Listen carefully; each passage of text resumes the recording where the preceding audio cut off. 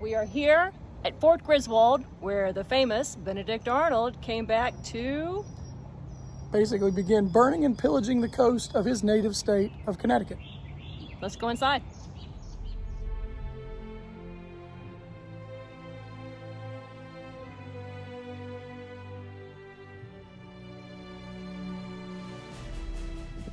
So in September of 1781, the turncoat Benedict Arnold had come here really in his old home stomping grounds of Connecticut and was told to basically terrorize and burn the seacoast.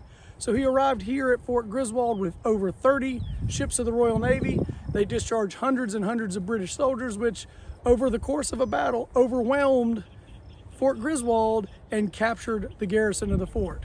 Here's a place where massacres did happen. Many of the surrendering American soldiers were put to the bayonet. And it's interesting because the British had basically delivered an ultimatum that said surrender the fort or understand that martial law will be declared and everyone will be put to the bayonet, and that's ultimately what happens here.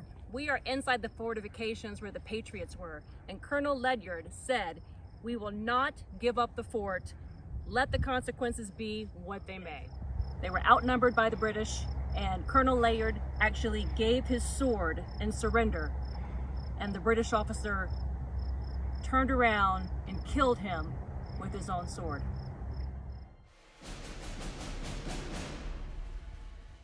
One of the interesting things about the Continental Army is it was the first American army and the last American army until the Korean War in which there was no segregation in the army. Units were fully integrated, and free and enslaved black men fought within the Continental Army with no segregation whatsoever. Here at this spot, there was a free African American named Jordan Freeman who, as the British came over the fortifications, he rammed his bayonet into the British General Montgomery, killing that general as the British basically overran the works. Unfortunately, Jordan was also killed as part of the massacre here at Fort Griswold. And up here is the monument showing the death of William Montgomery. So let's move through the fortifications and see some of the defenses that were part of Fort Griswold.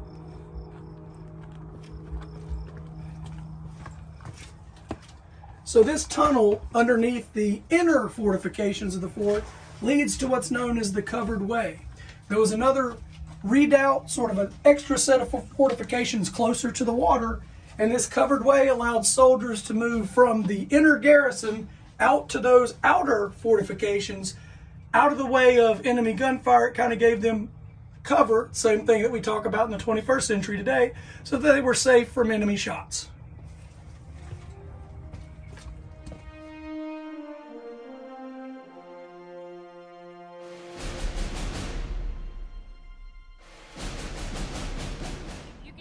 I'm protected by the fortifications.